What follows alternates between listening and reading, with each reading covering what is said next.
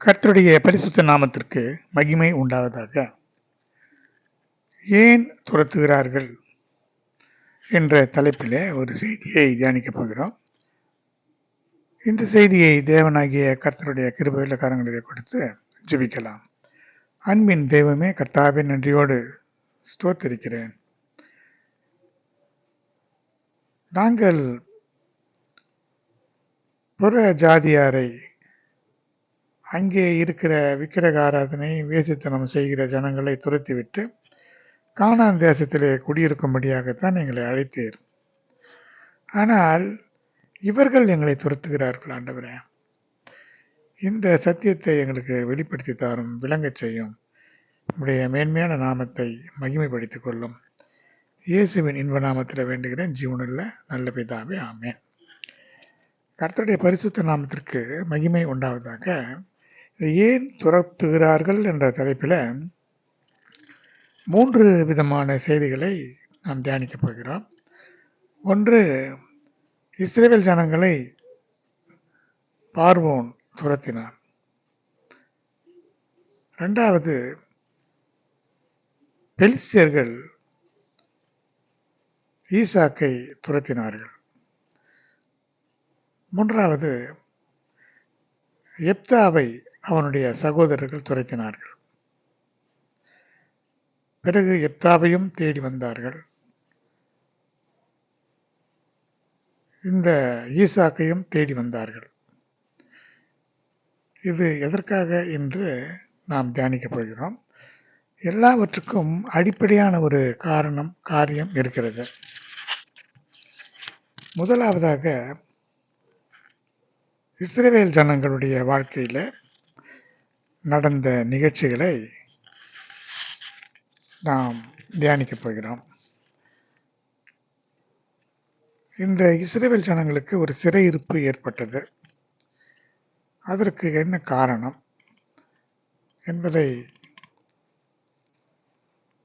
தியானிக்கும் பொழுது, ஆபிரகாம், ஈசாக்கு, யாக்கோபு, யாக்கோபினுடைய 12 கோத்திரத்தார் தான் இஸ்ரவேலர்கள். ஏனென்றால் யாக்கோபுக்கு தேவன் இஸ்ரவேல் என்று பெயரிட்டார். அந்த 12 கோத்திரத்தைச் சேர்ந்த பிள்ளைகளும் இஸ்ரவேலர்கள் என்று அழைக்கப்பட்டார்கள். ஆபிரகாமை தேவன் அழைத்தார். பாபிலோன் தேசத்தைச் சேர்ந்த ஒரு கல்தேய தேசத்தைச் சேர்ந்த அந்த மனிதன் ஒரு விக்கிரக ஆராதனை செய்யக்கூடிய ஒரு குடும்பத்திலிருந்து பிறந்து வந்தான். ஆனால் அப்படிப்பட்ட ஒரு குடும்பத்தில் இருந்து ஒருவனை தேவன் அழைத்தார். அவனும் யார் என்றே தெரியாமல், தேவனை அவன் பார்க்கவில்லை, ஆனால் வார்த்தையாக அவனுக்கு தரிசனமானார். அதை நம்பி விசுவாசித்து அவன் தன்னுடைய தகப்பன் வீட்டையும் தன்னுடைய தேசத்தையும் இனத்தையும் எல்லாவற்றையும் விட்டு புறப்பட்டான். அப்பொழுது கானான் தேசத்திலே அவர்கள் குடியிருந்தார்கள். இந்த தேசம் முழுவதும் உனக்கு தருவேன் என்றுதான் தேவன் சொன்னார். இந்த தேசம் முழுவதும் தருவேன் என்று சொன்ன தேவன் அவர்கள் எகிப்திற்கு போக ஏன் அனுமதித்தார்? எகிப்திற்கு அவர்கள் ஏன் போக வேண்டும்? எகிப்திலே அவர்கள் 400 வருடங்கள் ஏன் இருக்க வேண்டும்? இதெல்லாம் தேவன் ஏற்கனவே திட்டமிட்ட ஒரு நிகழ்ச்சியாக இருக்கிறது. கானான் தேசத்தை கொடுப்பேன் என்று சொன்னார். கொடுத்த பிறகு அங்கேயே இருக்க வேண்டியதுதானே? அங்கே இருந்து அவர்கள் ஏன் போக வேண்டும் என்ற நிலையை பார்க்கும் பொழுது, இதை பற்றி ஏற்கனவே தேவன் ஆபிரகாமுக்கு சொல்லியிருந்தார். ஆதியாகமம் 15ஆம் அதிகாரம் 1 முதல் இருக்கிற வசனங்களில் பார்க்கும் பொழுது, கர்த்தருடைய வார்த்தை ஆபிரகாமுக்கு தரிசனத்திலே உண்டானது. அவர், ஆபிராமே, நீ பயப்படாத, நான் உனக்கு கேடகமோ உனக்கு மகா பெரிய பலனுமா இருக்கிறேன் என்று சொன்னார். ஆபிரகாமை பார்த்து, நீ பயப்படாதே, நான் உனக்கு கேடகமாக இருக்கிறேன், மகா பெரிய பலனுமாய் இருக்கிறேன் என்று அவர் சொன்னார்.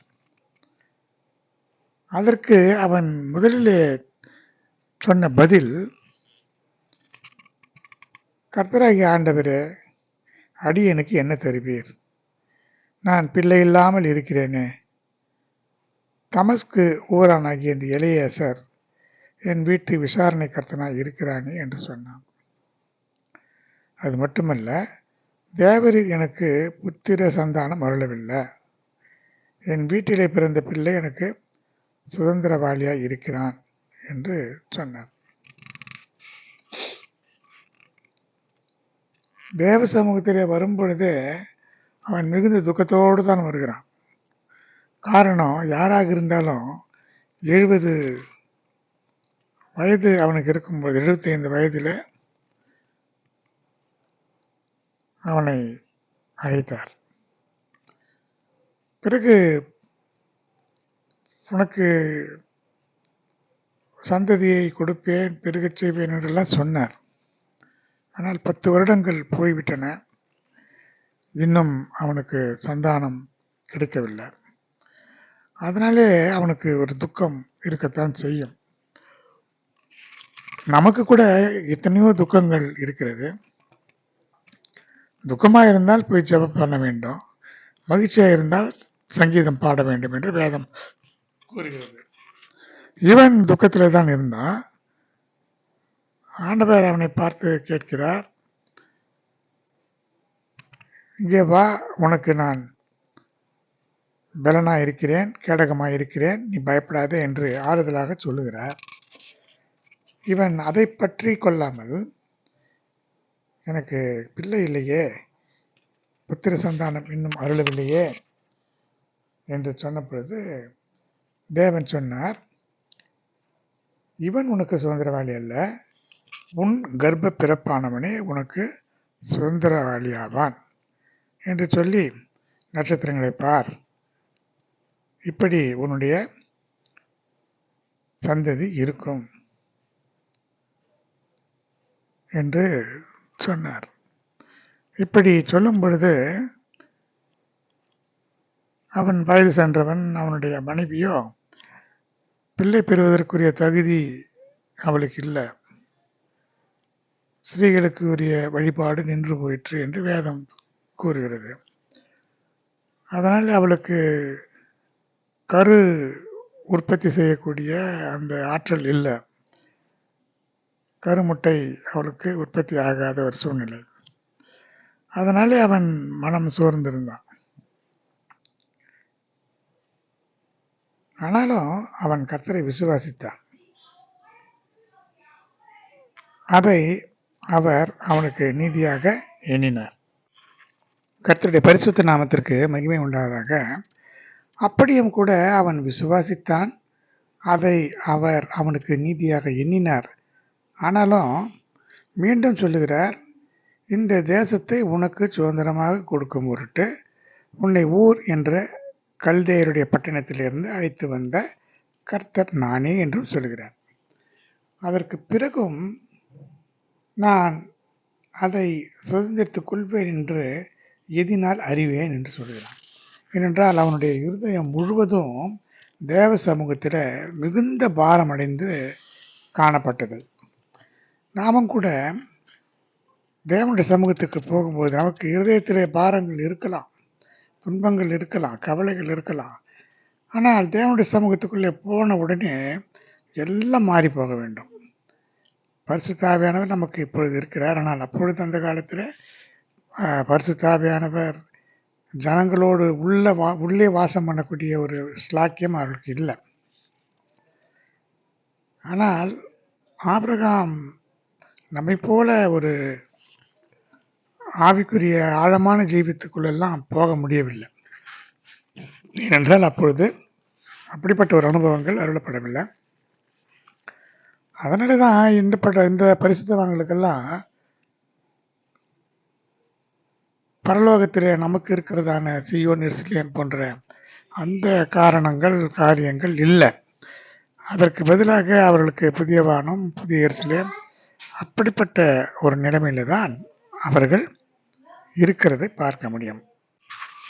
கர்த்தருடைய பரிசுத்த நாமத்திற்கு மகிமை உண்டாவதாக.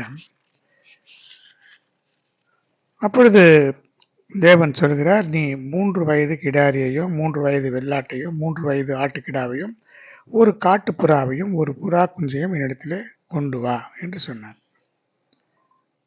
அப்பொழுது இந்த பலி என்பது தேவ சமூகத்திலே நாமும் கூட பலி செலுத்துகிறோம் என்றால், ஜெபிக்கிறோம் என்றால் இது பலி செலுத்துகிறது தான். நாம் தேவ சமூகத்திலே ஜெபம் பண்ணும்போது, தேவனை ஆராதிக்க வரும்பொழுது, தேவ சமூகத்திலே தேவனுடைய பிரசன்னத்திலே வந்தவுடனே ஒரு பெரிய ஆனந்தம் நமக்கு உண்டாகும். அது இப்பொழுது இருக்கிற அனுபவம். பரிசுத்த ஆவியானவர் வரும்போது நம்மை பலப்படுத்துகிறார், சந்தோஷப்படுத்துகிறார். அதனால நாம் தேவனை துதிக்கும் பொழுது கவலை இல்லாமல் இருக்கிறோம். ஆனால் அந்த காலத்தில் அது இல்லை. அதனாலே அவன் துக்கமாகவே இருக்கிறான். அப்பொழுதுதான் தேவன் சொல்கிறார், எனக்கு பலியிடு என்று சொன்னான். பலியிடும் போதாவது அவன் தன்னை மாற்றிக்கொண்டிருக்க வேண்டும். அதில் ஒரு சின்ன பிழை உண்டாகி விட்டது. இந்த எல்லாவற்றையுமே அவன் நடுவாக துண்டித்தான். துண்டங்களை ஒன்றுக்கு ஒன்று எதிராக வைத்தான். ஆனால் பட்சிகளை அவன் துண்டிக்கவில்லை. பறவைகள் அந்த உடல்களின் மேல் இறங்கின. அவைகளை ஆபிராம் துரத்தினான் என்று பார்க்கிறோம். பட்சிகளை அவன் துண்டிக்கவில்லை என்பதற்கு ஒரு ஆவிக்குரிய ஒரு பொருள் இருக்கிறது. தேவ சமூகத்தில் வரும் பொழுது பட்சிகள் என்று சொல்லும் பொழுது அது பொல்லாத சிந்தனைகள். எப்படி என்றால், நம்முடைய சிந்தனைகள் பறவைகளைப் போல, ஆகாயத்து பறவைகளைப் போல ரெக்கைகளை உண்டு பண்ணி கொண்டு பறக்கும் என்று வேதத்திலே நாம் பார்க்கிறோம். ஆசைகளை பற்றி சொல்லும் பொழுது, இல்லாமல் போகிற பொருளின் மேலே நீ உன் கண்களை வைப்பானேன், அது செட்டைகளை உண்டு பண்ணி கொண்டு அது பறக்கும் என்று பிரசங்கியிலே நாம் வாசிக்கிறோம். கர்த்தருடைய பரிசுத்த நாமத்திற்கு மகிமை உண்டாவதாக. மன்னிக்கணும், அது பிரசங்கியல்ல, நீதிமொழிகள் 23ஆம் அதிகாரம் 5ஆம் வசனத்தில், இல்லாமற் போகும் பொருள் மேல் உன்னுடைய கண்களை ஏன் பறக்க விட வேண்டும்? அது கழுகை போல சிறகுகளை தனக்கு உண்டாக்கி கொண்டு வானில் பறந்து போகும். இப்படித்தான் இந்த சிந்தனைகள் பறந்து கொண்டே இருக்கும். ஜெபிக்கும் பொழுது, தேவ சமூகத்தில் இருக்கும் பொழுது நம்முடைய எண்ணம் தேவனை நோக்கியே இருக்க வேண்டும், பலிகளை நோக்கியே இருக்க வேண்டும். அந்த சிந்தனைகளை எல்லாம் துண்டித்து விட வேண்டும். இதுதான் அந்த பறவைகளை துண்டிக்க வேண்டும் என்பது. ஏனென்றால் மாம்சத்தோடு இரத்தத்தோடும் அல்ல, துரைத்தனங்களோடும் அதிகாரங்களோடும் வான மண்டலங்களில் இருக்கிற பொல்லாத ஆவிகளின் சேனைகளோடு நமக்கு யுத்தம் உண்டு. இந்த வான மண்டலத்தில் இருக்கிற பொல்லாத ஆவிகளின் சேனைகள் அவைகளெல்லாம் இப்படித்தான் சிறகுகளை உண்டு பண்ணி கொண்டு நமக்கு விரோதமாக பறந்து கொண்டிருக்கும். நம்முடைய சிந்தனைகள், இந்த ஒருமனப்பாடு, தேவனோடு இருக்கிற ஐக்கியம், இதெல்லாம் துண்டிக்கப்படாமல், அந்த சிந்தனைகளெல்லாம் துண்டிக்கப்படாமல் தேவனை விட்டு நம்மை தூர விலகி செல்ல செய்யக்கூடிய இந்த பொல்லாத சிறகுள்ள பறவைகளை, இந்த எண்ண பறவைகளை வெட்டி விட வேண்டும், துண்டித்து விட வேண்டும். நம்மை விட்டு இந்த எண்ணங்களை துண்டித்து போட்டால்தான் இந்த பலி சரியாக இருக்கும். ஆனால் ஆபிரகாம் அப்படி செய்யவில்லை. அப்படி அவன் துண்டிக்காதனால பறவைகள் அந்த உடல்களின் மேல் இறங்கின. இந்த பறவைகள் என்று சொல்லும் பொழுது இது பிசாசனுடைய ஆவிகள், வானமண்டலத்தில் இருக்கிற பொல்லாத ஆவிகளின் சேனைகள் என்று சொல்லலாம். அங்கே எழுத்தின் பிரகாரமான பறவைகள் வந்து அங்கே இறங்கியிருக்கும். ஆபிரகாம் அவைகளை துரத்தினான். அப்படியே இருக்கிற நேரத்தில் சூரியன் அஸ்தமிக்கும் போது ஆபிரகாமுக்கு அயர்ந்த நித்திரை வந்தது. திகிலும் காரிருளும் அவனை மூடிக்கொண்டது. இந்த இவ்வளோ நேரம் போராடி கொண்டே இருந்தான், சூரியன் அஸ்தமிக்கிற வரைக்கும். அப்பொழுது அவனுக்கு ஒரு அயர்ந்த நித்திரை, கனநித்திரையின் ஆவி அவன் மேலே வந்து நின்றது. இந்த கனநித்திரையின் ஆவி ஜெபிக்கும் பொழுது நமக்கு தூக்கம் என்பது ஒரு பொல்லாத, கனநித்திரையின் ஆவி என்பது பொல்லாத பிசாசுடைய ஆயுதம். நான் ஜெபிக்கலாம் என்று சொன்னால் அப்படியே தூக்கம் வரும், சோர்வு வரும், பலவீனம் வரும். ஆனால் இதெல்லாம் எதிர்த்து போராட வேண்டும். எதிர்த்து போராடி நாம் ஜெபிக்க வேண்டும். இதுதான் இந்த சிந்தனைகளை நாம் துரத்திவிட வேண்டும். இப்படியெல்லாம் நமக்கு இந்த பலியிலே இந்த காரியங்கள் எல்லாம் நாம் பார்க்கலாம். அடுத்து அப்பொழுதுதான் தேவன் சொல்கிறார், அப்பொழுது அவர் ஆபிரகாமை நோக்கி, உன் சந்ததியார் தங்களுடையது அல்லாத அந்நிய தேசத்திலே பரதேசிகளாக இருந்து அத்தேசத்தாரை சேவிப்பார்கள். அவர்களால் 400 வருஷம் உபத்திரப்படுவார்கள் என்று நீ நிச்சயமாய் அறிய கடவாய். இந்த சந்ததியார் 400 வருஷங்கள் எகிப்து தேசத்திலே அடிமைகளாக இருப்பார்கள் என்று ஏற்கனவே சொல்லிவிட்டார். அந்நிய தேசம் என்று சொன்னார், ஆனால் எகிப்தில் தான் அவர்கள் இருந்தார்கள். 400 வருடங்களுக்கு பின்பு நடக்கப் போகிற காரியத்தை தேவன் ஆபிரகாமுக்கு சொல்லிவிட்டார். அது மட்டுமல்ல, பரதேசிகளாக இருப்பார்கள், அந்த தேசத்தாரை சேவிப்பார்கள், அவர்களால் 400 வருஷம் உபத்திரப்படுவார்கள். 4வது தலைமுறையில், அதாவது ஒரு தலைமுறை என்பது 100 வருடம், 4வது தலைமுறையில் அவர்கள் இந்த இடத்துக்கு திரும்பி வருவார்கள். ஏனென்றால் எமோரியருடைய ஆக்கிரமம் இன்னும் நிறைவாகவில்லை என்று சொன்னார். எமோரியர் என்பது இந்த கானான் தேசத்தில் அப்பொழுது திரளாய் பரவி இருந்ததான ஜாதி எமோரியர் ஜாதி. இந்த எமோரியர்கள் பலத்தவர்களாக இருந்து விக்கிரக ஆராதனை செய்யக்கூடிய ஒரு கொடூரமான ஜனங்களாக இருந்தார்கள். அவர்களை அந்த தேசத்திலிருந்து துரத்த வேண்டும் என்றால், அவர்களுக்கு ஒரு நியாய தீர்ப்பு தர வேண்டுமானால் அந்த 400 வருடங்கள் தேவன் நியமித்திருந்தார். 400 வருடங்கள் அவர்களுடைய அக்கிரமம் நிவர்த்தியாக வேண்டும், பெருக வேண்டும் என்று சொன்னால், தேவன் நீதியுள்ள தேவன். நல்லதாக இருந்தாலும் சரி, கெட்டதாக இருந்தாலும் சரி, அதற்கு ஒரு காலத்தை அவர் நியமித்து வைத்திருக்கிறார். இந்த எமோரியர் 400 வருடங்கள் விக்கிரக ஆராதனை செய்து பாவங்களை செய்து தேசத்தை கெடுத்து விடும்போது தான் அவர்களை அவர் துரத்த முடியும். ஏனென்றால் அது எமோரியருக்கு கொடுக்கப்பட்ட தேசம், எமோரியர் வாழ்ந்து கொண்டிருந்த தேசம். அது இந்த கானான் தேசம் என்பது இப்பொழுது எருசலேமாக இருக்கிறது. இதை அவர்களை துரத்த வேண்டுமானால் அதற்கு ஒரு காரணம் இருக்க வேண்டும். ஏனென்றால் தேவன் காரணம் இல்லாமல் ஒரு ஜாதியாரை துரத்துவது என்பது அது அநீதியாக போய்விடக்கூடாது. அதனாலே 400 வருடங்கள் இவர்களை எகிப்து தேசத்துக்கு ஒப்பு கொடுத்தார். இந்த அடிமைத்தனம் வருவதற்கு காரணம் இது மட்டுமல்ல, ஆபிரகாமுடைய அயர்ந்த நித்திரை மாத்திரமல்ல, ஏற்கனவே இந்த காரியம் திட்டமிடப்பட்டது. அப்படி அந்த பலியை ஆண்டவர் ஏற்றுக்கொண்டு ஒருவேளை இவர்களை அந்த இடத்துல போய் ஒரு அடிமைத்தனத்துக்குள்ளே இல்லாதபடிக்கு செய்துவிடவும் முடியாது. ஏனென்றால் அது ஏற்கனவே நியமிக்கப்பட்டது. இப்படி என்றால் பின்பு வேதத்தில் நாம் பார்க்கும் பொழுது இந்த எகிப்தியரை தண்டிக்க வேண்டும், குறுகி போக பண்ண வேண்டும். இந்த எகிப்தியரிடத்தில் தேவன் நியாய தீர்ப்புகளை செய்ய வேண்டும், பழிவாங்க வேண்டும், அவர்களை உபத்திரப்படுத்த வேண்டும் என்று சொன்னால் அதற்கு ஒரு திடமான காரியம் இருக்க வேண்டும். ஒன்று, அவர்களை எகிப்து தேசத்தில் அடிமைகளாக அனுப்புவதற்கு காரணம் எமோரியரை நியாயம் தீர்த்து அவர்களை துரத்திய பிறகுதான் இவர்களை மீண்டும் கானானுக்குள்ளே பிரவேசிக்க செய்ய முடியும். 2வதாக 400 வருடங்கள் தன்னுடைய பிள்ளைகளை எகிப்து தேசத்திலே கொண்டு போய் விட்டால் அவர்கள் இவர்களை உபத்திரப்படுத்தும் பொழுது, என் ஜனங்களை நீங்கள் உபத்திரப்படுத்தினீர்களே என்று சொல்லி எகிப்தியரை இஸ்ரவேல் ஜனங்களை உபத்திரப்படுத்தினது நிமித்தமாகவும் அவர்களை சங்கடத்துக்குள்ளாக அடிமைத்தனத்தில் வைத்திருந்ததுக்காகவும் இதே எகிப்தியரை நியாயம் தீர்த்து துரத்தி ஜாதிகளுக்குள்ளே துரத்தி அவர்களையும் அடிமைகளாக தேசமெங்கும் துரத்தி போட்டார். இதற்கு காரணமாகத்தான் இந்த செய்தி சொல்லப்பட்டிருக்கிறது. அடுத்து அவர் சொல்கிறார், எமோரியர், கானானியர், கிர்காசியர், எபூசியர் என்பவர்கள் இருக்கிறதுமான இந்த தேசத்தை ஒரு சந்ததிக்கு கொடுத்தேன் என்று சொன்னார். கொடுக்கிறேன் கொடுப்பேன் என்று தான் இவ்வளவு நாள் சொல்லிக் கொண்டிருந்தார். ஆனால் ஆதியாகமம் 15ஆம் அதிகாரம் 21ஆம் வசனத்திலே கொடுத்தேன் என்றால் இந்த பலியை அவர் ஏற்றுக்கொண்டார்.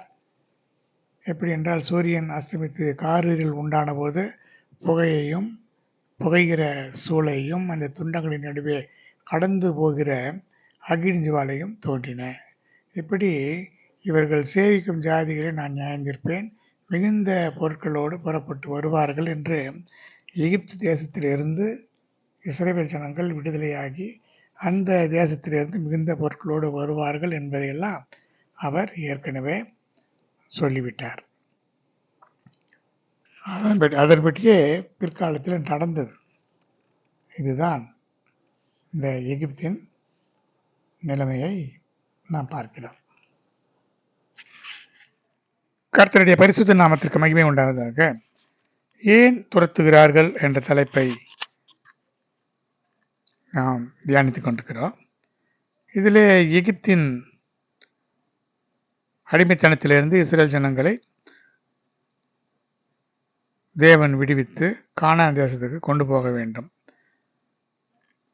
இது ஆவிக்குரிய ஜீவியத்தில் பரம கானானாகிய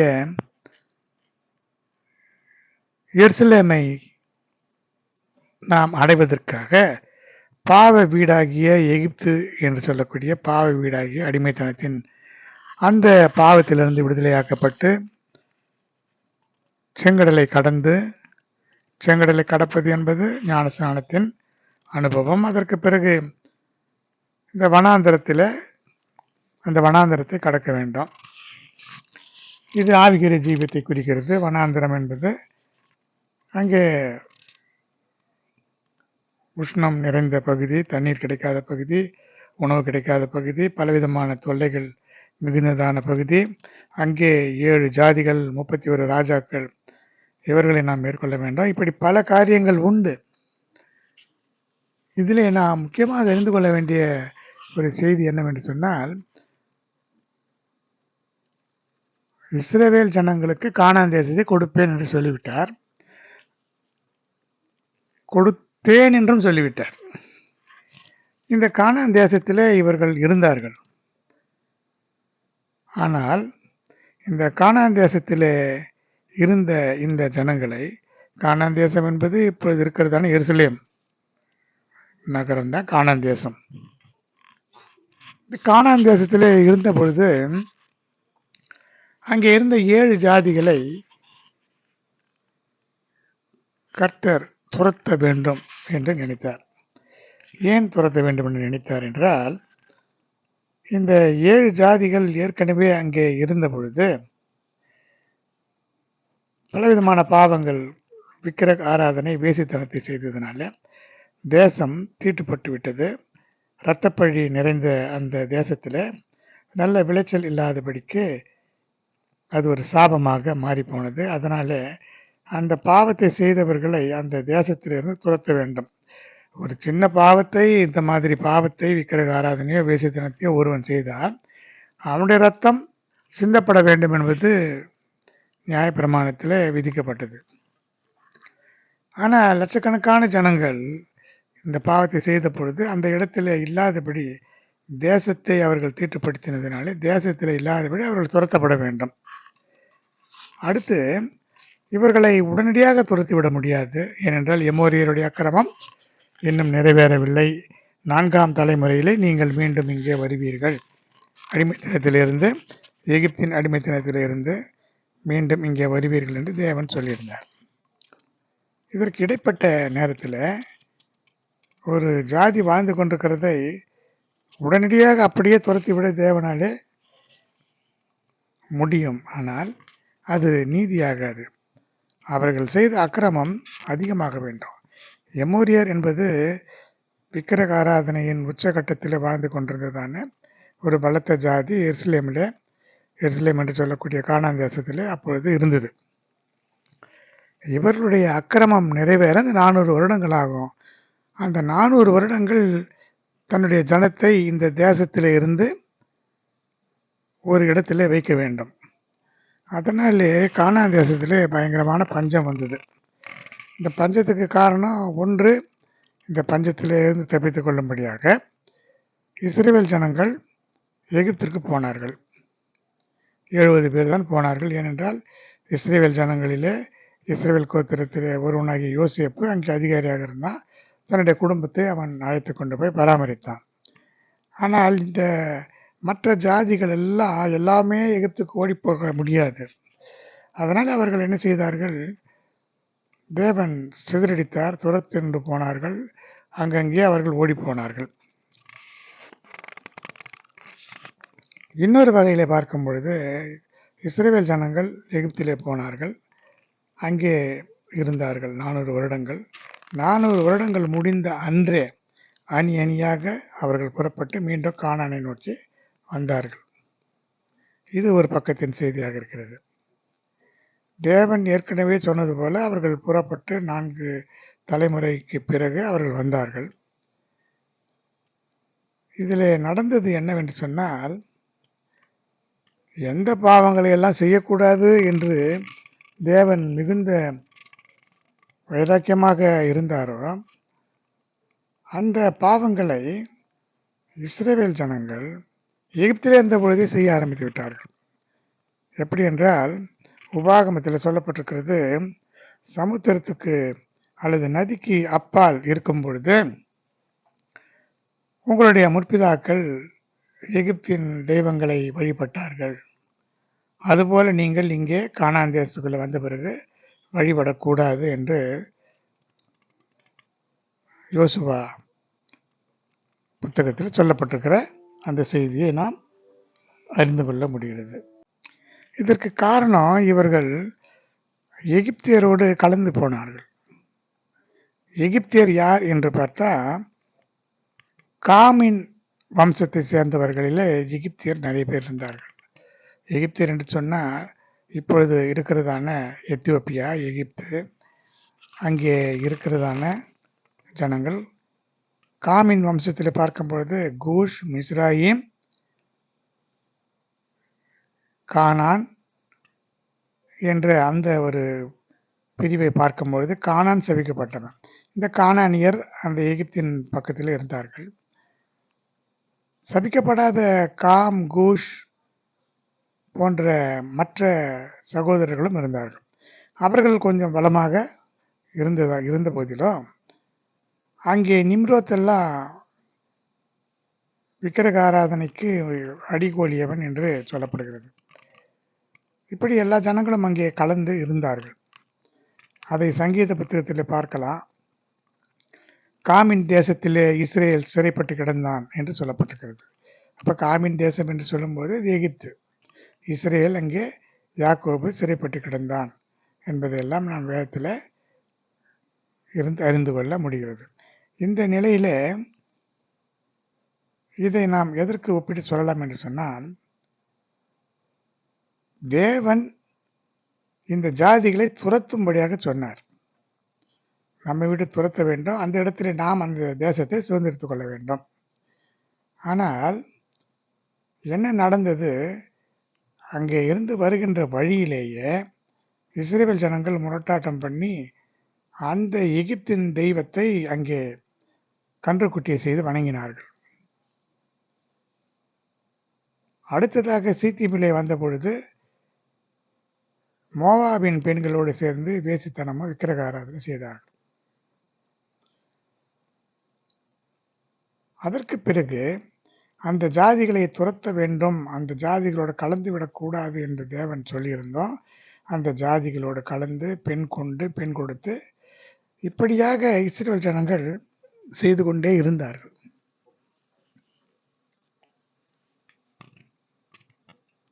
இது நமக்கு நம்முடைய வாழ்க்கையிலே நிழலாட்டமாக இருக்கிறதுக்கு காரணம் என்னவென்று சொன்னால், இந்த பொல்லாத ஜாதிகள் நம்மை ஏன் துரத்துகின்றன என்றால், நம்முடைய இடத்தை அவைகள் ஆக்கிரமிப்பு செய்ய வேண்டும்.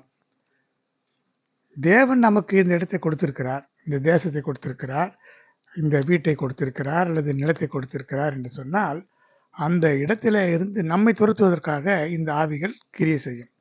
துரத்தப்பட வேண்டியவைகள் இந்த ஆவிகள். கர்த்தராகிய இயேசு கிறிஸ்து பிசாசு பிடித்தவனை அவனிடத்திலே இருந்து பிசாசுகளை துரத்தினார். நன்மைதானே செய்தார். ஆனால் அந்த இடத்திலே இருக்கிற ஜனங்கள் என்ன செய்தார்கள்? அவரை அந்த இடத்திலிருந்து போகும்படி வேண்டிக் கொண்டார்கள். ஏறக்குறைய அவரை போங்கள் போங்கள் என்று சொல்லி துரத்தாத குறையாக அவரை அனுப்பிவிட்டார்கள். காரணம், அவர்களுக்கு அந்த பொல்லாத ஆவிகளோடு இருந்து பழகி போனார்கள். இப்படி இன்றைக்கும் இந்த ஆவிகள் நம்மை அடிமைப்படுத்த வேண்டும் என்று தான் நினைக்கின்றன. நம்மை துரத்த வேண்டும், நம்மை பின்தொடர்ந்து நமக்கு தொல்லை கொடுத்து கொண்டே இருக்க வேண்டும் என்று சில ஆவிகள் நம்மை சுற்றி சுற்றி வந்து கொண்டு தான் இருக்கும். இதை நாம் எப்படி சரி செய்ய முடியும் என்று சொன்னால், இந்த ஜாதிகளை எதிர்த்து நாம் போராட வேண்டும். 7 ஜாதிகள் 31 ராஜாக்களை வென்று முடித்த பிறகுதான் நாம் கானானுக்குள்ளே போக முடியும். இந்த 7 ஜாதிகள் என்று சொல்லும் பொழுது, அந்த காலத்திலே 7 விதமான ஜாதிகள் இருந்தன. ஆனால் இன்றைக்கு இந்த 7 ஜாதிகள் இல்லை. இந்த 7 ஜாதிகள் இல்லாமல் இருந்தாலும், அந்த 7 ஜாதிகளுக்குள்ளே கிரியை செய்ததான அந்த பொல்லாத ஆவிகள் இன்றைக்கும் கிரியை செய்து கொண்டிருக்கின்றன நமக்கு விரோதமாக. எனவே நாம் என்ன செய்ய வேண்டும்? அந்த 7 ஜாதிகளை துரத்தி கொண்டே இருக்க வேண்டும், ஜெபித்து கொண்டே இருக்க வேண்டும். அது நம்மை பார்த்து நமக்கு விரோதமாக வரத்தான் செய்யும். அலறி அடித்துக்கொண்டு ஓடி போக வேண்டும், சொல்லாமல் கொள்ளாமல் ஓடி போகும். இதற்கு எப்போதும் அதற்காகத்தான் தேவன் சொன்னார், விழித்திருந்து இடைவிடாமல் ஜெபிக்க வேண்டும். அடுத்து, இந்த ஜாதிகள் இந்த தேசத்தில் எப்படிப்பட்டவைகள் என்பதை பார்க்கும் பொழுது, உபாகமம் 4ஆம் அதிகாரம் 18ஆம் வசனத்திலே தேவன் சொல்லியிருக்கிறார், உன்னிலும் பலத்த பெரிய ஜாதிகளை உனக்கு முன்னின்று துரத்தவும், உன்னை அழைத்து கொண்டு போய் இந்நாளிலே இருக்கிறது போல அவர்கள் தேசத்தை உனக்கு சுதந்திரமாக கொடுக்கவும், உன்னை தமது முகத்துக்கு முன் மிகுந்த வல்லமையினால் எகிப்திலிருந்து புறப்பட பண்ணினார். அந்த தேசத்தை நமக்கு சுதந்திரமாக கொடுக்க வேண்டும் என்று சொன்னால், இன்றைக்கு வரைக்கும் இந்த இஸ்ரவேலருக்கும் மற்ற இந்த ஜாதிகளுக்கும் இந்த தேசத்தின் நிமித்தமாக இன்றைக்கு வரைக்கும், இந்த நாள் வரைக்கும் யுத்தம் நடந்து கொண்டே தான் இருக்கிறது. அந்த ஆவிகள் கிரியை செய்து கொண்டுதான் இருக்கும். இதே போல நாம் பரலோகத்துக்கு போக முடியாதபடிக்கு இந்த ஆவிகள் நமக்கு விரோதமாக கிரியை செய்து கொண்டுதான் இருக்கும். அதை நாம் துரத்தி அந்த தேசத்தை நாம் சுதந்திரித்துக் கொள்ள வேண்டும். ஏனென்றால் அது நமக்காக கொடுக்கப்பட்ட இடம். அடுத்தது தேவன் சொன்னார், லேவியராகமம் 18ஆம் அதிகாரம் 27ஆம் வசனத்தில், இந்த ஜாதிகளே தேசம் கக்கி போட்டது போல நீங்கள் அதை தீட்டுப்படுத்தும் போது அது உங்களையும் கக்கி போடாதபடிக்கு எச்சரிக்கையா இருக்கணும். தேசம் தீட்டுப்பட்டால் தேசமே துரத்தி விடும். ஒரு தேசத்திலே கர்த்தர் நம்மை வைத்திருக்கிறார் என்று வைத்துக் கொள்ளுங்கள். அந்த தேசத்திலே நன்றாக தேவனை மகிமைப்படுத்தி கொண்டு நாம் வாழ்ந்த பொழுது அநேக ஆசீர்வாதங்களை தேவன் கொடுத்திருப்பார். எல்லாருக்கும் சாட்சியாக இருந்திருப்போம். எல்லாரும் பிரமித்திருப்பார்கள், இந்த மனிதன் தேவனுடைய பிள்ளையா இருக்கிறதுனால இந்த ஆசீர்வாதத்தை தேவன் கொடுத்திருக்கிறார் என்று. அதில் இருந்து விலகி பாவத்துக்குள்ளே விழுந்தால் எந்த இடத்திலே நாம் உயர்த்தப்பட்டோமோ அந்த இடத்திலே தாழ்த்தப்படுவோம். அந்த இடத்துல இருந்து அந்த தேசம் நம்மை கக்கி போடும். அந்த இடத்துல இருக்கிற எந்த சுதந்திரமும் நமக்கு சொந்தமாக இருக்காது. தேவன் துரத்தி விடுவார். இது அநேக பரிசுத்தவானுடைய விஷயத்தில் நாம் கண்கூடாக பார்த்திருக்கிறோம். கர்த்தருடைய பரிசுத்த நாமத்திற்கு மகிமை உண்டாவதாக.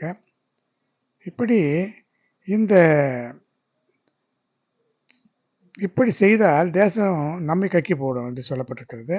இந்த பெரிய ஜாதிகள் துரத்தப்பட உன்னை அழைத்து கொண்டு போய் இந்நாளில் இருக்கிறது போல இந்த தேசத்தை சுதந்திரமாய் கொடுக்க தேவன் நினைத்தார். ஆனால் இந்த ஜாதிகளை இப்படி நாம் பாவம் செய்யும் பொழுது துரத்தி விட மாட்டார். அந்த ஜாதிகள் தேவனாலே துரத்தப்படாதபடிக்கு இந்த நல்ல தேசத்திலிருந்து நீங்கள் அழிந்து போகும் மட்டும் அவர்கள் உங்களுக்கு கண்ணியாகவும் வலையாகவும் விழாக்களுக்கு சவுக்காகவும் உங்கள் கண்களுக்கு முள்ளுகளாகவும் இருப்பார்கள் என்பதை அறியுங்கள். யோசுவா 23ஆம் அதிகாரம் 13ஆம் வசனத்தில் தெளிவாக சொல்லப்பட்ட இந்த ஜாதிகள் துரத்தப்பட வேண்டும். அவர்கள் செய்த அக்கிரமம் எதுவும் செய்யக்கூடாது. அவர்கள் செய்த அக்கிரமத்தில் பெரும்பாலும் விக்கிரக ஆராதனை, வேசித்தனம் தான். இந்த இரண்டையுமே செய்யும் பொழுது தேவன் அவர்களை துரத்தாமல் அவர்களோடு சேர்ந்து அழிந்து போகும்படியாக இந்த ஜாதிகள் நம்மோடு கூட சேர்ந்து கலக்கும்படியாக செய்து விடுவார். அது மட்டுமல்ல, ஜாதிகளை அவர் துரத்தாதது ஒன்று, அந்த ஜாதிகளோடு இஸ்ரவேல் ஜனங்கள் கலந்து விடக்கூடிய ஒரு சூழ்நிலையை ஏற்படுத்தி கொடுக்கக்கூடியது ஒன்று. அது மட்டுமல்ல, இந்த நல்ல தேசத்திலிருந்து இஸ்ரவேல் ஜனங்களை அழிந்து போகும்படியாக செய்வேன். அவர்கள் உங்களுக்கு நீங்கள் துரத்தாத அந்த ஜாதியினர் உங்களுக்கு கண்ணியாக, வலையாக, விழாக்களுக்கு சவுக்காக, கண்களுக்கு முள்ளுகளாக இருப்பார்கள். எனவே என்ன செய்ய வேண்டும்? துரத்த வேண்டும். அவைகள் நம்மை துரத்துவதற்காக அல்ல, நாம் தான் அவைகளை துரத்த வேண்டும். ஆனால் இந்த நிலைமை தலைகீழாக போகிறது. அவைகள் ஏன் துரத்துகின்றன? பயந்து போய் துரத்துகின்றன. ஒரு செய்தியை பார்க்கலாம்.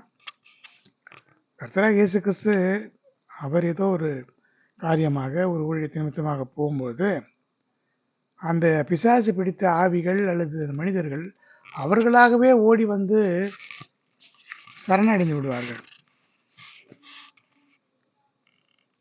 நீர் தேவனுடைய குமாரனாகிய கிறிஸ்து என்று அறிவேன் என்று பிசாசு அறிக்கையிடும். எங்களை கெடுக்கவா வந்தீர், எங்களை துரத்தி விடவா வந்தீர் என்று சொல்லி சத்தமிடும். சவுல் சென்று கொண்டிருந்த பொழுது குறி சொல்ல ஏவுகிற ஆவியை உடைய ஒரு ஸ்திரீ அவனை பார்த்து தேவனை மகிமைப்படுத்தி, நீ தேவனுடைய குமாரன், தேவனுடைய ஊழியக்காரன் என்பதை அறிவேன் என்றெல்லாம் சொல்லி தானாக ஓடி வந்தது. என்ன பயந்து போய் அவைகள் ஓடி வருகிறது. அதுபோல இந்த ஆவிகளும் நாம் அங்கே இருக்கிறதை பார்த்து விட்டு பயத்தின் மிகுதினாலே துரத்துகின்றன. நம்ம இவைகள் ஏன் துரத்துகின்றன என்பதுதான் நமக்கு தலைப்பு. ஏன் துரத்துகின்றன? அது அவைகளுக்கு பயம். இவன் இருந்தால், இவன் தேவனுடைய பிள்ளை, அபிஷேகம் பண்ணப்பட்டவன், ஜெபிக்கிற மனுஷன், இவன் இருந்தா நம்மால எதுவும் செய்ய முடியாது, விக்கிரக ஆராதனை, வேசித்தனம், பில்லி சூன்யங்களை செய்ய முடியாது, இவன் இந்த தேசத்திலிருந்து துரத்த வேண்டும் என்று சொல்லி துரத்தி துரத்தி துரத்தி எங்கெல்லாம் போகிறோமோ அங்கெல்லாம் துரத்தி கொண்டே வரும். கடைசியில அவைகள் நிலையில்லாமல் ஒரு இடத்திலே தங்காதபடி துரத்துண்டு அழிந்து போகும். அது வரைக்கும் துரத்தி கொண்டுதான் இருக்கும். அந்த மனிதர்களிடத்தில் கிரியை செய்கிற அந்த ஆவி எப்பொழுது அவர்களை கீழே விழத்தள்ளி விட்டு ஓடி போகுமோ, எப்படி கீழே விழத்தள்ளி போடும் என்று சொன்னால், அவர்களிடத்தில் கிரியை செய்கிற ஆவி அவர்களை எழுந்திருக்க முடியாதபடிக்கு, தேவனுடைய ஜனங்களுக்கு விரோதமாக கிரியை செய்வதனால எழுந்திருக்க முடியாதபடிக்கு அடித்து போட்டுவிட்டு தான் போகும். இது பல சாட்சிகளில் இருந்து நாம் பார்க்கிறோம். இப்படிப்பட்ட ஆவியை உடைய ஜனங்கள் அநேகர் நமக்கு விரோதமாக எழும்பிக் கொண்டுதான் இருக்கிறார்கள், அன்றையிலிருந்து இன்றைக்கு வரைக்கும். கர்த்தருடைய பரிசுத்த நாமத்திற்கு மகிமை உண்டாவதாக. அடுத்து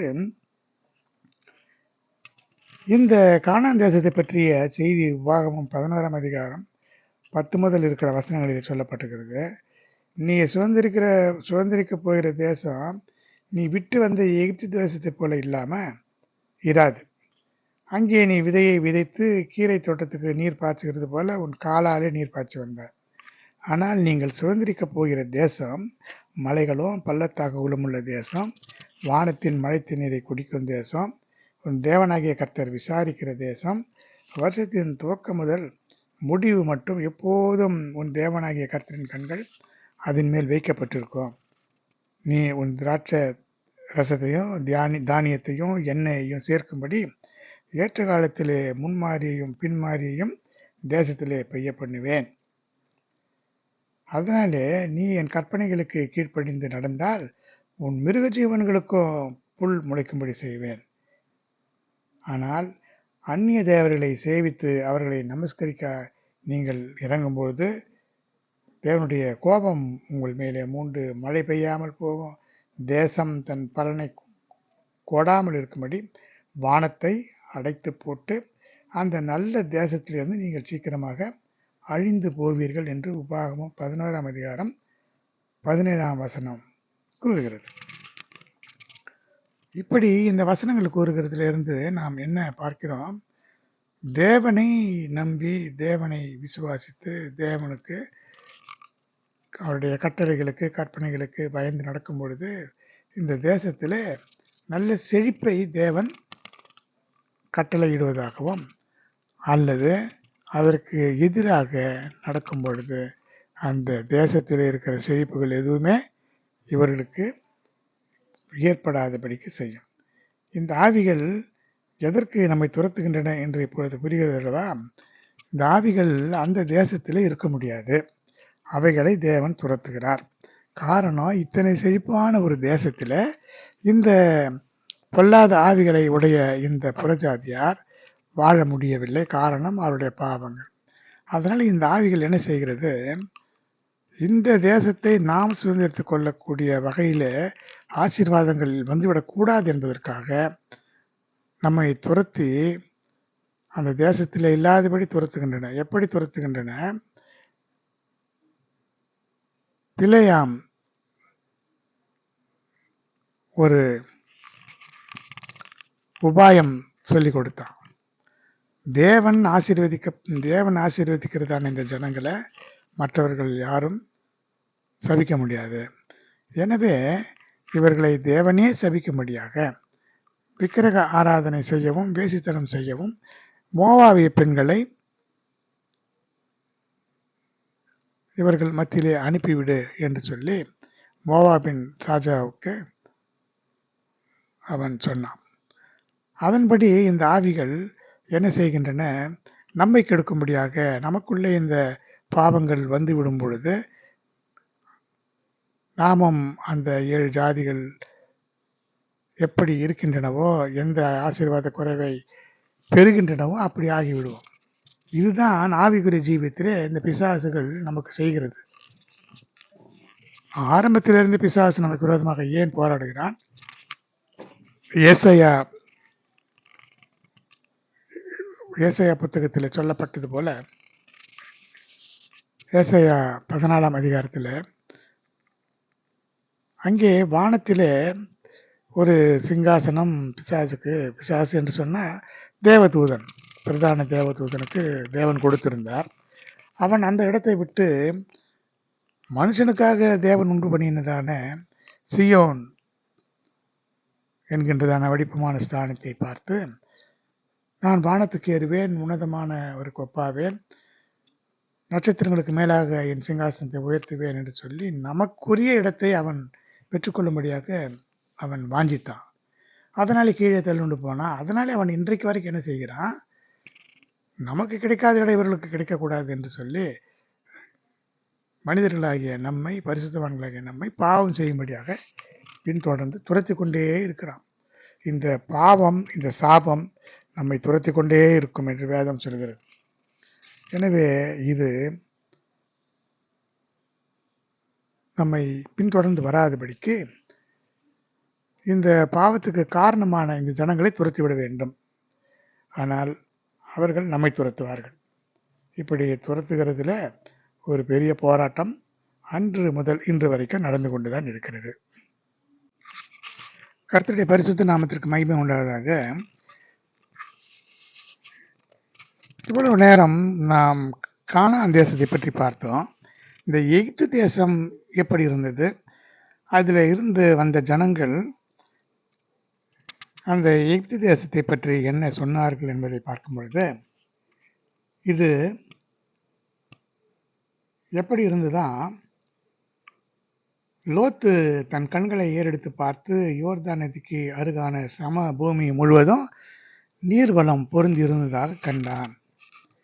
கர்த்தர் சோதோமையும் குமோராவையும் அழிக்க முன்னே சோவாருக்கு போகிற வழி மட்டும் அது கர்த்தருடைய தோட்டத்தை போலவும் எகிப்து தேசத்தை போலவும் இருந்தது என்று ஆதியாகமம் 13ஆம் அதிகாரம் 10ஆம் வசனம் கூறுகிறது. அப்படியானால் கர்த்தருடைய தோட்டம் என்றால் ஏதேனை போல இந்த எகிப்து தேசம் செழிப்பாக இருந்துதான். அதாவது எகிப்து தேசம் எப்படி இருந்ததோ அப்படி இவன் இருந்ததான யோர்தான் நதிக்கு அருகான சமபூமி முழுவதும் அப்படி இருந்தது. அதற்கு பிறகு ரூபன் கூட அப்படித்தான் பார்த்தான். ரூபனுடைய சந்ததியினர் அதை அப்படி அந்த இடத்துல தான் அவர்களும் அந்த நதியினுடைய பக்கத்தில் இருக்கிற சமபூமி இதையெல்லாம் பார்த்தார்கள். இது அழிந்து போகிற உலக வாழ்க்கையை இச்சித்து வழி போகிற இருதயத்தை உடையவர்களாக இருக்கிறதற்கு இந்த எகிப்து தேசம் அதனுடைய செழுமையை பார்த்து அவர்கள் மயங்கி போகிறார்கள். எகிப்தின் அடிமைத்தனத்திலே தான் அவர்கள் இருந்தார்கள். அந்த அடிமைத்தனத்திலே இருந்து தேவன் விலக்கி கூட்டிக் கொண்டு வந்தாரே என்று அவர்கள் சந்தோஷப்படவில்லை. இந்த வனாந்தர வழியாக வரும் பொழுது கஷ்டங்கள், பாடுகள், உபத்திரங்கள் வழியாகத்தானே நன்மைக்கு போக முடியும். இவ்வளவு நல்ல தேசத்தை அடைய வேண்டுமானால் அதற்கு பக்குவப்படுத்த வேண்டும் என்றுதான் தேவன் அந்த வனாந்தர வழியாக நடத்தி கொண்டு போகிறார். ஆனால் இவர்கள் முறுமுறுத்து தேவனுக்கு கீழ்ப்படியாமை காட்டி பாவங்களை செய்து அப்படியே செய்து கொண்டிருந்ததுனால அவர்களை அந்த வனாந்தரத்திலேயே சுற்றி அலையும்படியாக செய்துவிட்டார். 40 வருடங்கள் அப்படியே சுற்றி சுற்றி அவர்கள் அலைந்தார்கள். அப்படி அலைந்து போகும் பொழுது அவர்கள் சொன்னார்கள், என்னாகுமோ 11ஆம் அதிகாரம் 5ஆம் வசனத்தில், நாம் எகிப்திலே கிரயமில்லாமல் சாப்பிட்ட மச்சங்களையும் வெள்ளரிக்காய்களையும் கொம்மட்டி காய்களையும் கீரைகளையும் வெங்காயங்களையும் வெள்ளை பூண்டுகளையும் நினைக்கிறோம். இப்படி அவர்கள் இதுதான் எகிப்தை நினைக்கிறது, பழைய வாழ்க்கை நினைக்கிறது, பாவத்தை நினைக்கிறது. விசுவாசத்துக்குள்ளே வந்த பிறகு நாம் முன்னேறி செல்ல வேண்டுமே தவிர கஷ்டங்கள், பாடுகள், உபத்திரவங்களை பார்க்கக்கூடாது. சொகுசான வாழ்க்கை வாழ்ந்து கொண்டிருந்தோமே என்று அதை நினைக்கக்கூடாது. எகிப்தை நினைக்கிறது அது ஒரு பின்மாற்றம். அதனால தான் எகிப்துக்கு போகக்கூடாது என்று தேவன் கட்டளை கொடுத்திருந்தார். ராஜாக்களுக்கு கூட சொன்னார், எகிப்திற்கு குதிரைகள் வாங்க போக வேண்டாம். எகிப்துக்கு தன்னுடைய குமாரனாகிய ஈசாக்கை அழைத்து கொண்டு போக வேண்டாம் என்று கூட ஆபிரகாம் சொல்லியிருந்ததை பார்க்கலாம்.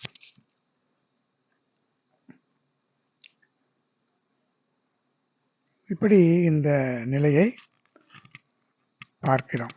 இதற்காக என்ன தேவன் செய்தார் என்று சொன்னால், தேவன் எகிப்தை தண்டித்தார். ஏன் தண்டித்தார் என்று சொன்னால், அவர்கள் பிறகே போய் அவர்களை நோக்கி கொண்டிருக்கிறதுனாலே இஸ்ரவேல் வம்சத்தார் எனக்கு தாங்கள் அக்கிரமத்தை நினைப்பூட்டாதபடிக்கு இனி அவர்கள் இவர்களுடைய நம்பிக்கையாக இராமல் போவார்கள்.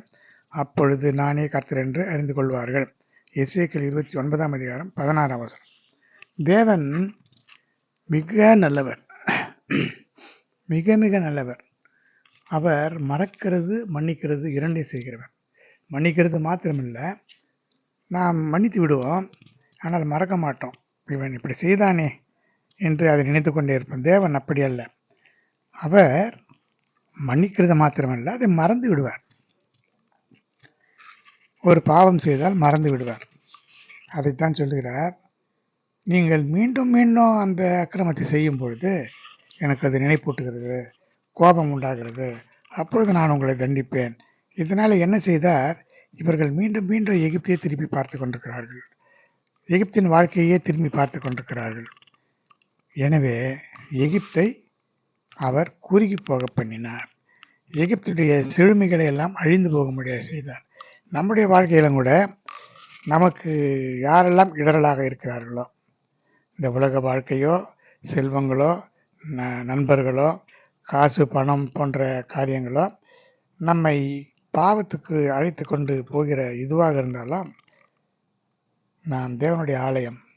ஒருவன் தேவனுடைய ஆலயத்தை கெடுத்தால் தேவன் அவனை கெடுப்பார் என்று வேதம் சொல்லுகிறது. 1 கொரிந்தியர் 3ஆம் அதிகாரம் 16ஆம் வசனம், 6ஆம் அதிகாரம் 19ஆம் வசனம் எல்லாம் நீங்களே தேவனுடைய ஆலயமாக இருக்கிறீர்கள், நீங்கள் பரிசுத்த ஆவியானவர் தங்குகிற ஆலயம் என்பதை அறியீர்களா என்றெல்லாம் வசனங்கள் நமக்கு உண்டு.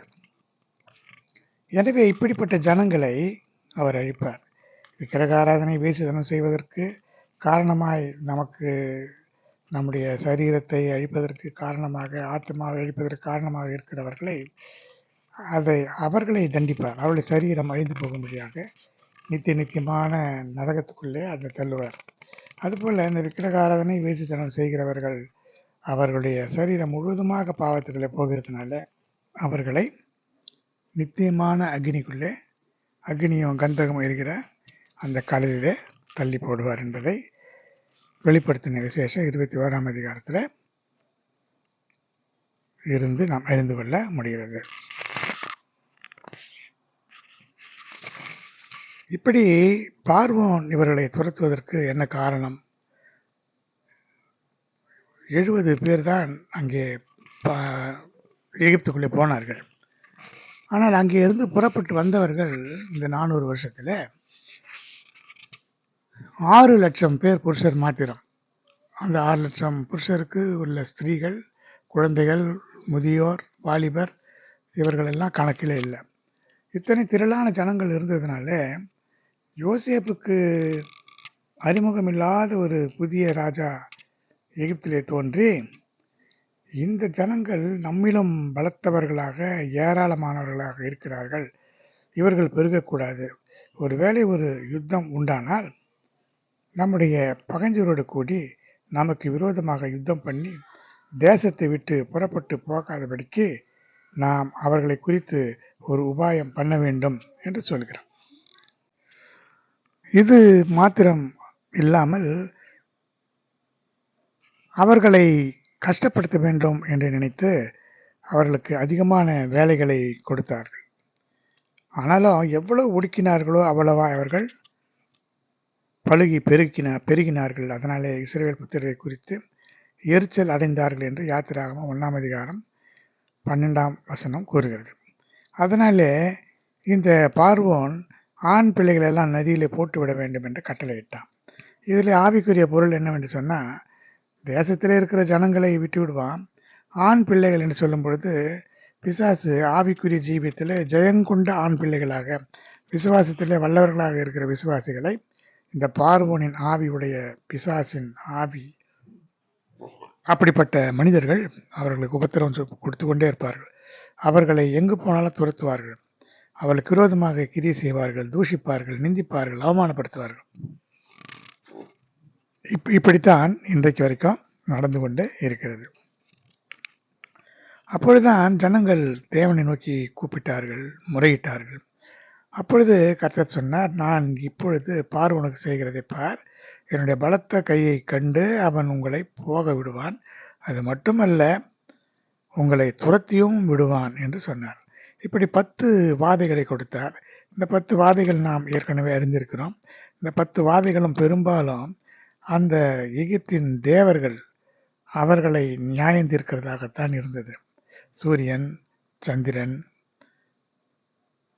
நதி, வண்டு, வெட்டுக்கிளிகள், பேன், இப்படி எதையெல்லாம் அவர்கள் வணங்கினார்களோ அதையெல்லாம் தேவன் தண்டித்தார். கடைசியாக தலைச்சன் பிள்ளைகளை எல்லாம் சங்கரித்தார். அப்பொழுதுதான் அவன் துரத்தியே விட்டான். தேவன் சொன்னார், நான் சர்வ வல்லமுள்ள தேவன் என்ற நாமத்தினாலே தான் ஆபிரகாமுக்கு, ஈசாக்குக்கு, யாக்கோபுக்கு வெளிப்பட்டேன், தரிசனமானேன்.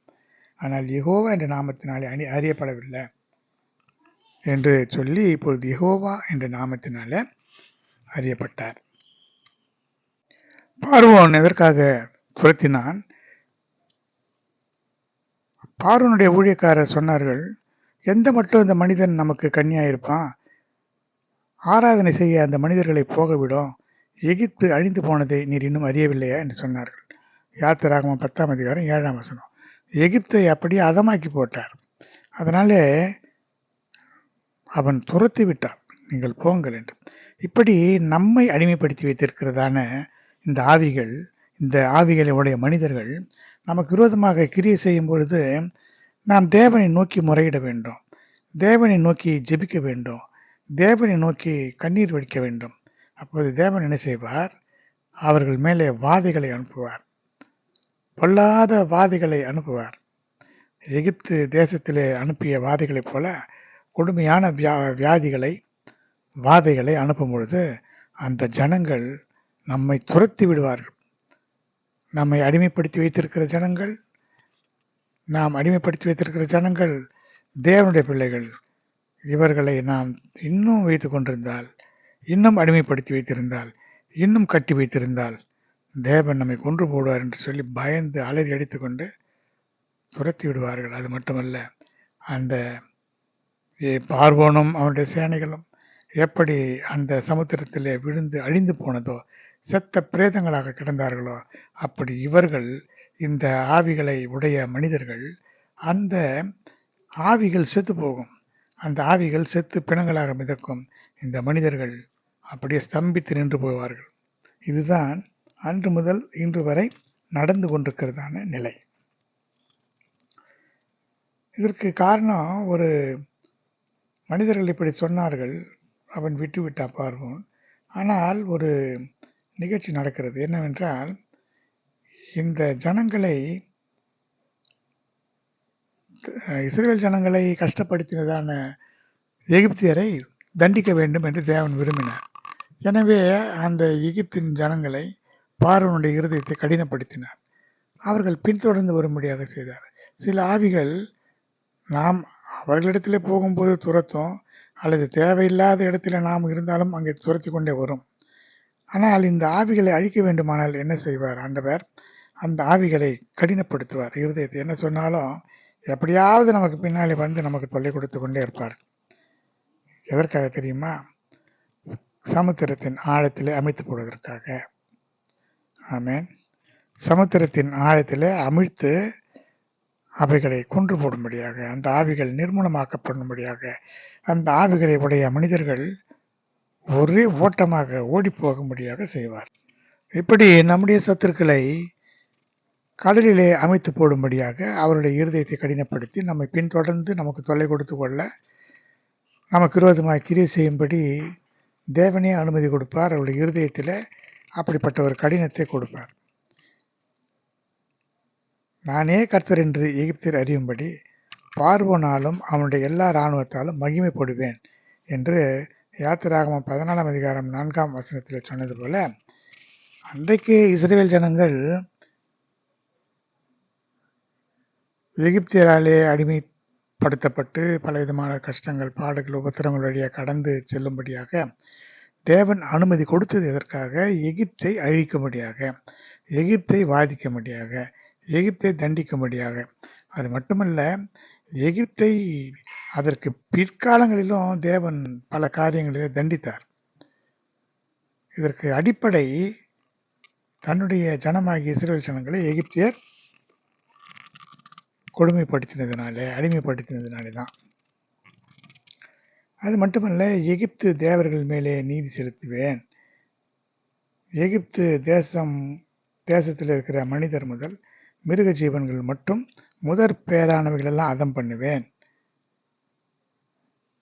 என்று தேவன் சொன்னார். இப்பொழுது எகிப்தியரை பிற்காலத்திலே தேவன் தண்டித்தார் என்பதை எசேக்கியேல் 29ஆம் அதிகாரம் 1 முதல் இருக்கிற வசனங்களில் பார்க்கும் பொழுது,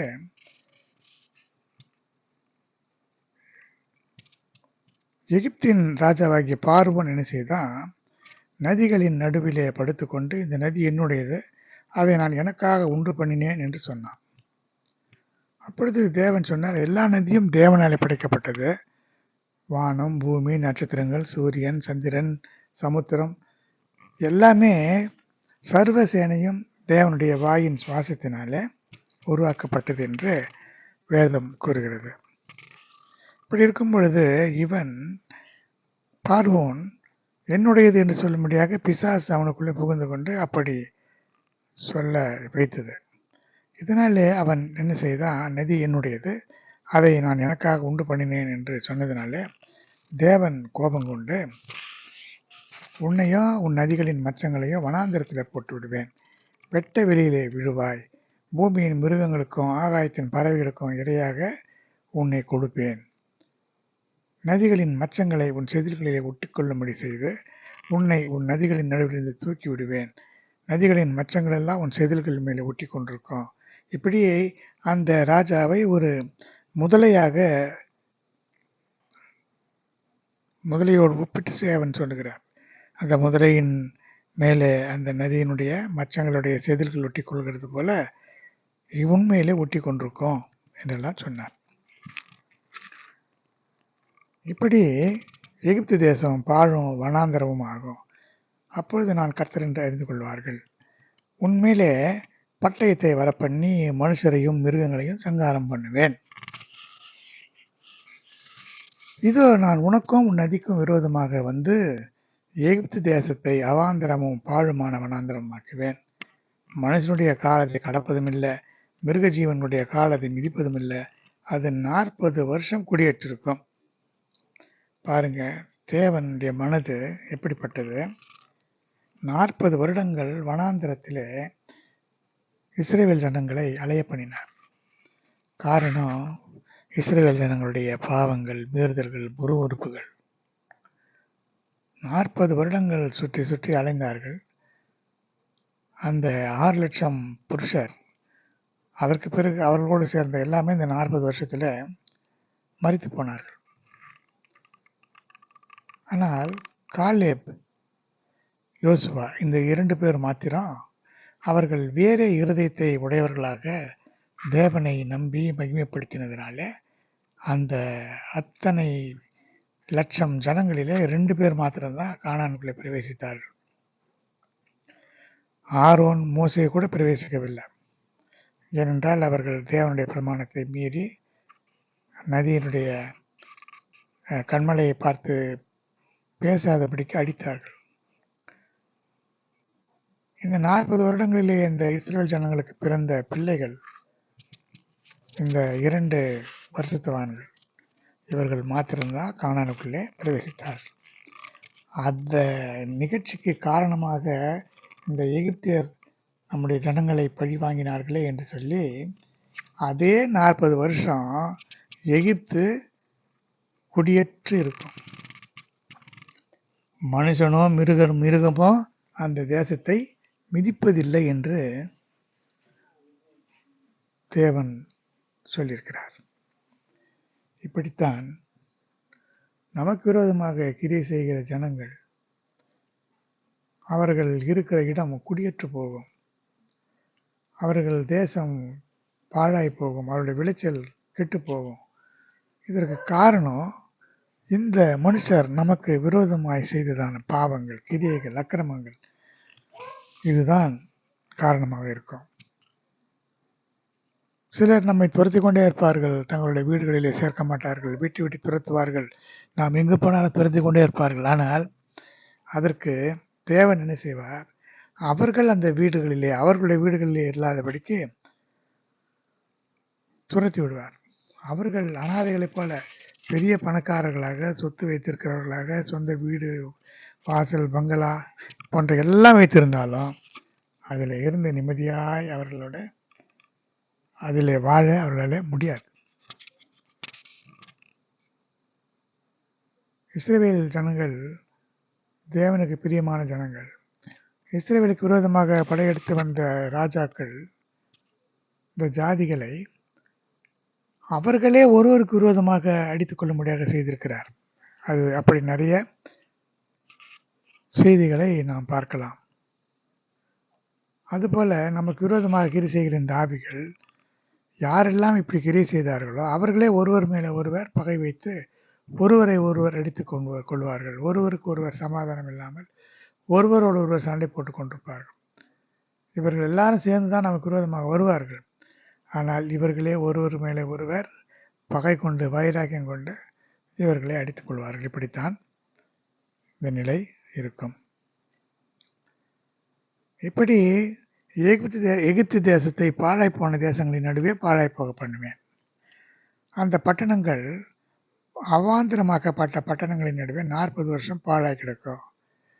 எகிப்தியரை ஜனங்களுக்குள்ளே, ஜாதிகளுக்குள்ளே சிதறடித்து தேசங்களுக்குள்ளே தூற்றி விடுவேன். இப்படி 40 வருஷம் முடிந்த பிறகு எகிப்தியரை அந்த சிதறுண்டிருக்கிற ஜனங்களிடத்திலிருந்து சேர்த்து கொண்டு அவர்கள் சிறையிருப்பை திருப்பி அவர்களை தன்னுடைய சொந்த தேசத்துக்கு திரும்பி வர பண்ணுவேன். அங்கே அவர்கள் அற்ப ராஜ்யமாக இருப்பார்கள் என்று எசேக்கியேல் 29ஆம் அதிகாரம் 14ஆம் வசனம் சொல்கிறது. அது இனி ஜாதிகளின் மேலே தன்னை உயர்த்தாமல் மற்ற ராஜ்யங்களிலும் அற்பமானதாக இருக்கும். அவர்கள் இனி ஜாதிகளை ஆளாதபடிக்கு அவர்களை குறுகி போக பண்ணுவேன் என்று தேவன் சொல்கிறார். மகா பெரிதான ஒரு சாம்ராஜ்யமாக இருந்த எகிப்து தேசம் இன்றைக்கு மிகச்சிறிய தேசமாக, அற்ப தேசமாக இருக்கிறது. தேவன் சொன்னது போல எல்லாம் வனாந்திரமாக மாற்றி போட்டார். அதை ஒரு அந்த எகிப்தியன் ஆளாதபடிக்கு செய்வேன் என்று சொன்னார். இன்றைக்கு வரைக்கும் அந்த எகிப்து தேசத்தை ஒரு எகிப்தியன் ஆளவில்லை. முகமதியர்கள் தான் இன்றைக்கு வரைக்கும் ஆண்டு கொண்டிருக்கிறார்கள். கர்த்தர் சொன்ன காரியத்தை அப்படியே அவர் செய்து முடித்தார். அது மட்டுமல்ல,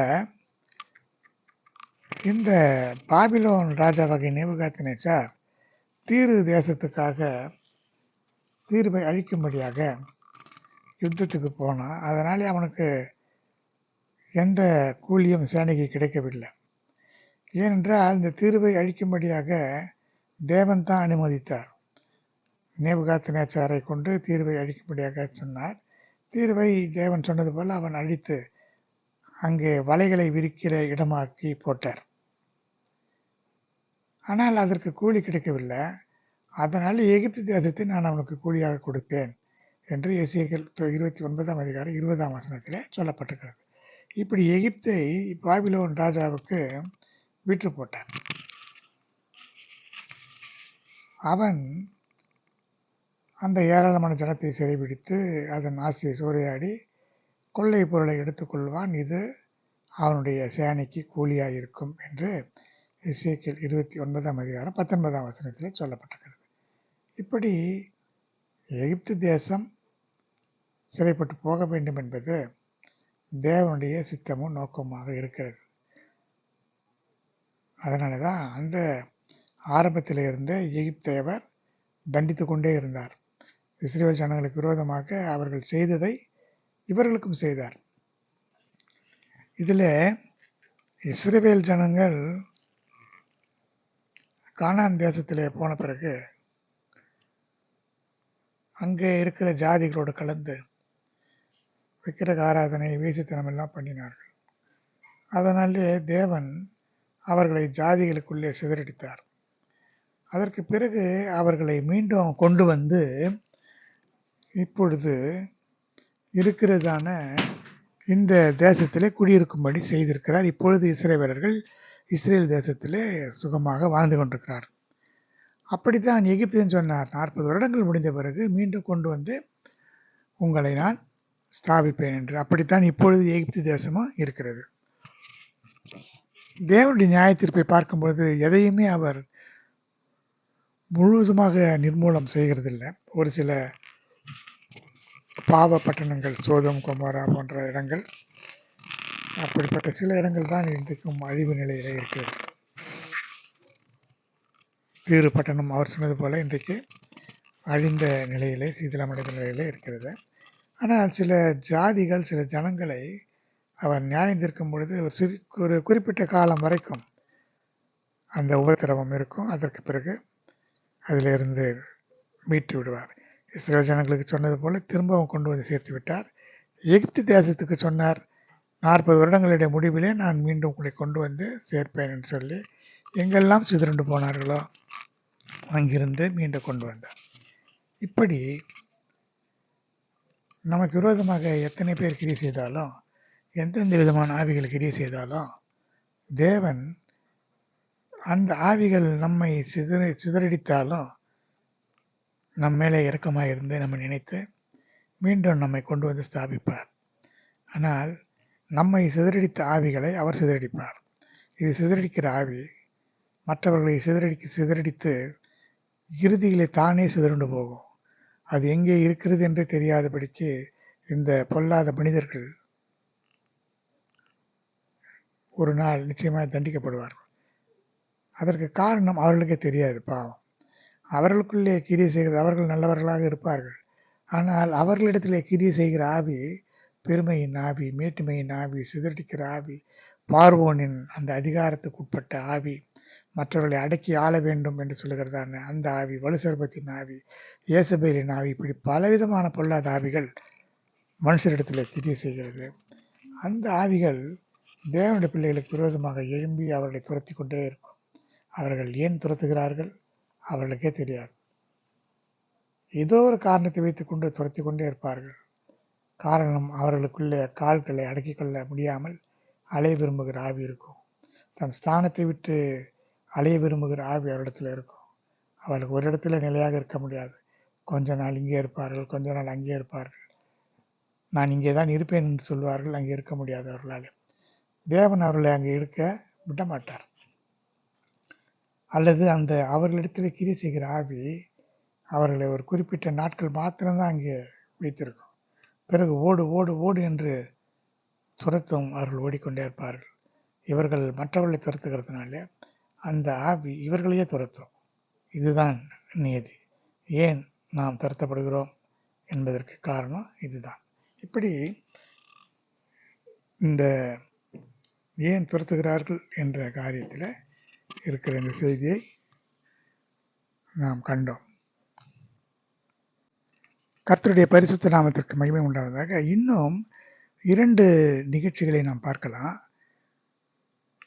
பெலிஸ்தருடைய ஆவி பொறாமையின் மிகுதினாலே துரத்தும். இதை நாம் ஆதியாகமம் 26ஆம் அதிகாரம் 6 முதல் இருக்கிற வசனங்களிலே பார்க்கும் பொழுது, ஈசாக்கு விதைத்தான், அது 100 மடங்கு பலன் கொடுத்தது. அவன் ஐஸ்வர்யவானாகி விருத்தி அடைந்து பெரியவனானான். அதனாலே பெலிஸ்தர் அவன் மேலே பொறாமை கொண்டு அவனை என்ன செய்தார்கள், எங்களை விட்டு போய்விடு, நீ எங்களை பார்க்கிலும் பலத்தவனானாய் என்று சொன்னார்கள். காரணம் என்ன தெரியுமா?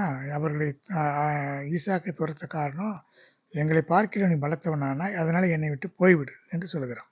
இப்படி நம்மள கூட நமக்கு விரோதமாக கிரியை செய்கிறவர்கள் நம்மேல பொறாமை, நாம் ஆசீர்வதிக்கப்பட்டோம், தேவனாலே ஆசீர்வதிக்கப்பட்டோம் என்று சொன்னால் அவர்களால் தாங்க முடியாமல் துரத்துவார்கள். ஆனால் ஒரு குறிப்பிட்ட காலத்துக்கு பிறகு இவர்களே தேடிக்கொண்டு வந்து உடன்படிக்கை செய்து கொண்டார்கள் என்று 26ஆம் அதிகாரம் 29, 28 ஆகிய வசனங்களில் பார்க்கலாம். இப்படித்தான் அபிமெலேக்கும் அவனுடைய சேனாதிபதியாகிய பிகோலும் ஈசாக்கிடத்தில் வந்து, கர்த்தர் நிச்சயமாய் உன்னோடு கூட இருக்கிறார், அதனாலே ஒரு உடன்படிக்கை பண்ணிக்கொள்ளலாம், நான் உன்னை சமாதானத்தோடு விட்டது போல என்னையும் என் சந்ததியும் விட்டுவிட வேண்டும், தீங்கு செய்யக்கூடாது. ஏனென்றால் நான் பயந்து போனான். இவ்வளவு ஆசீர்வதிக்கப்பட்ட இந்த ஜனங்கள் எதிர்காலத்திலே நம்முடைய சந்ததிக்கு விரோதமாக எழும்பினால் நாம் அழிந்து போவோமே என்று சொல்லி அவன் பயந்தான். அந்தபடி பயப்படுகிறவர்கள் நம்மை துரத்தினாலும் பிறகு வருவார்கள் நம்மை தேடி. அடுத்து கிலெயாத்தின் மூப்பர்கள் எப்தாவை அழைத்து கொண்டு வந்தார்கள். இந்த எப்தா பற்றி பார்க்கும் பொழுது, கீலேயாத்தியனாகிய எப்தா, கீலேயாத் என்கிறவனுக்கு பிறந்தவன் இவன். எப்தா என்பவன் வேறு பரஸ்திரியின் குமாரன். ஆனால் கீலேயாத்தின் பிள்ளைகள், என் தகப்பன் வீட்டில் உனக்கு சுதந்திரம் இல்லை, நீ அந்நிய ஸ்திரீயின் மகன் என்று சொல்லி துரத்தி விட்டார்கள். ஆனால் அவர்களுக்கு விரோதமாக அம்மோன் புத்திரர் யுத்தம் பண்ண வந்த பொழுது அவனை தேடி ஓடி வந்து, நீ எங்களுக்கு தலைவனாக இருக்க வேண்டும் என்று சொன்னார்கள். அப்பொழுது அவன் சொன்னான், நீங்கள் என்னை துரத்தினீர்களே, இப்பொழுது ஏன் வந்தீர்கள்? அப்போது அவர்கள் சொன்னார்கள், நீர் அம்மோன் புத்திரரோடு யுத்தம் பண்ணி எங்களுக்கு சேனாதிபதியாயிரு, நீ எங்களுக்கு தலைவனாயிரு என்று சொன்னார்கள். இப்படி நமக்கு விரோதமாக நம்மை துரத்தினவர்கள், நம்மை அற்பமாக எண்ணினவர்கள், அவர்களுக்கு பிரச்சனைகள் வரும் பொழுது நம்மை தேடி வருவார்கள். கர்த்தர் அப்படிப்பட்ட வாய்ப்பை கொடுப்பார். நமக்கு விரோதமாக கிரியை செய்து நம்மை நிந்தித்து தூஷித்து அற்பமாய் எண்ணின மனிதர்கள் நம்மோடு கூட உடன்படிக்கை செய்து கொள்வார்கள், நம்மை தேடி வருவார்கள். நம்முடைய உதவி இல்லாமல் அவர்களால் இருக்க முடியாது என்ற சூழ்நிலையிலே கர்த்தர் அவர்களை நம்முடைய கையில் ஒப்புக் கொடுப்பார். இப்படி இந்த எகிப்து, பெலிஸ்தியர், இப்படிப்பட்ட ஆவியுடைய ஜனங்களை பற்றி நாம் தியானித்தோம். ஏன் இவர்கள் நம்மை துரத்துகிறார்கள் என்பதற்கு விடை, அவர்கள் அழிந்து போக வேண்டும், நியாயம் தீர்க்கப்பட வேண்டும், அவர்கள் நம்மை நிந்தித்ததற்கு உரிய கூலியை அவர்கள் பெற வேண்டும். இதுதான் இதற்கு அடிப்படை காரணமாக இருக்கிறது. எனவே இப்படிப்பட்ட ஆவிகளை உடைய மனிதர்கள் நமக்கு விரோதமாக கிரியை செய்யாதபடிக்கு தேவன் அவர்களை தண்டிக்கும்படியாய் கர்த்தருடைய கிருபையுள்ள கரங்களில் இந்த செய்தியை கொடுத்து ஜெபிக்கலாம். அன்பின் தெய்வமே, கர்த்தாவே, நன்றியோடு ஸ்தோத்திரிக்கிறேன். கர்த்தாவே, நீர் எங்களுக்கு எத்தனையோ நன்மைகளை செய்திருக்கிறேன். இப்படிப்பட்ட ஆவியை உடைய ஜனங்கள் எங்களுக்கு விரோதமாக எழும்பும்போது கர்த்தத்தாமே எங்களுக்கு பக்கத்தில் இல்லாமல் இருந்தால் அவர்கள் எங்களை உயிரோடு விழுங்கியிருப்பார்கள் என்று சங்கீதத்திலே சொல்லப்பட்டது போல எத்தனையோ சூழ்நிலையில் எங்களை காப்பாற்றினீர். தொடர்ந்து பாதுகாத்து கொள்ளும். இந்த ஆவிகளுக்கு விரோதமாக நீர் இறங்கி யுத்தம் பண்ண வேண்டுமே. ஆவியானவர் எங்களுக்கு உதவி செய்கிறபடி நாளை ஸ்தோத்திரம். தொடர்ந்து பாதுகாத்து வழி நடத்தும். இந்த செய்தி கேட்கிற ஒவ்வொருவரும் இப்படிப்பட்ட ஆவிகளுக்கு விரோதமாக அவர்களே இறங்கி கிரியை செய்ய ஜெபிக்க கிருபை தாரும். வருகையில காணப்பட எங்களுக்கு உதவி செய்யும். இயேசுவின் இன்ப நாமத்தில் வேண்டுகிறேன், ஜீவனுள்ள நல்ல பிதாவே, ஆமென். என் ஆத்துமாவே கர்த்தரை ஸ்தோத்திரி, முழு உள்ளமே பரிசுத்த நாமத்தை ஸ்தோத்திரி. என் ஆத்துமாவே கர்த்தரை ஸ்தோத்திரி, கர்த்தர் செய்த சகல உபகாரங்களை மறவாது. ஆமென். ஸ்தோத்திரம், ஸ்தோத்திரம், ஸ்தோத்திரம், ஸ்தோத்திரம், ஸ்தோத்திரம்.